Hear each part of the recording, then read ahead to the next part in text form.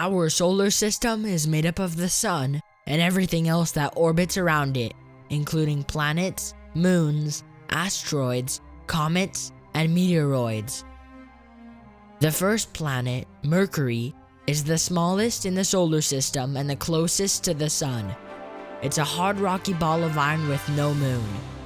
Its surface is covered with craters. It takes Mercury 88 Earth days to orbit the sun. Now on with the craft.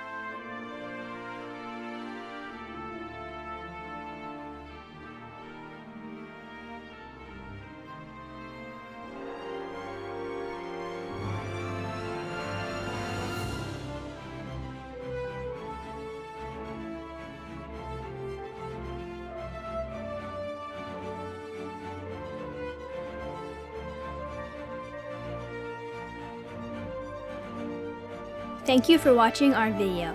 Make sure to subscribe, like, share, and join us on Instagram, Facebook, Twitter, Discord, and Patreon.